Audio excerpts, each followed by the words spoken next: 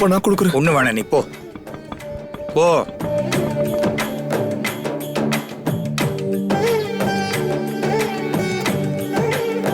இந்த மீனாட்சி,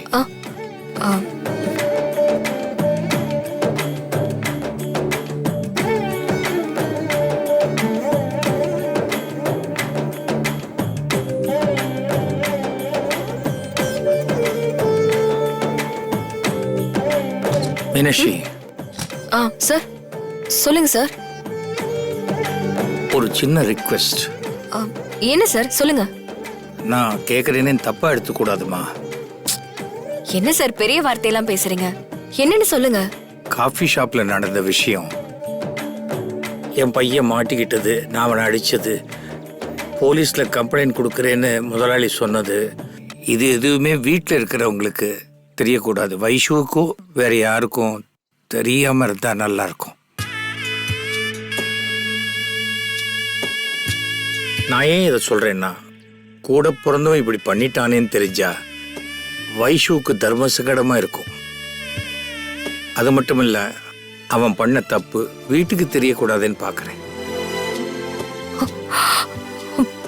நான் ஏன் சொல்றேன்னா, பேச்சு வாக்குல அப்படி இப்படி தெரிஞ்சதுன்னா வீட்டுல யாரும் அவனை மதிக்க மாட்டாங்கம்மா.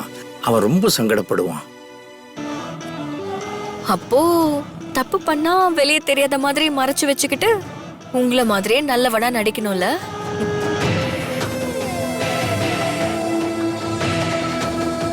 அதுக்காக தான் சொல்றேன், காஃபி ஷாப்ல நடந்த விஷயம் எதையும் ப்ளீஸ். நான் சொல்லலைன்னா மட்டும் உன் பையன் திருட இல்லைங்கிற விஷயம் தெரியாம போயிடுமா? என்னம்மா எதுவுமே சொல்லாம அமைதியா இருக்க? சரிங்க சார், நான் சொல்ல மாட்டேன்.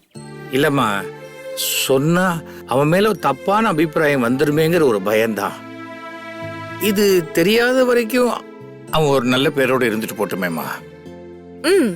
சரிங்க சார், நான் சொல்ல மாட்டேன் சார். ரொம்ப தேங்க்ஸ் மீனாட்சி. ஐயோ சார்,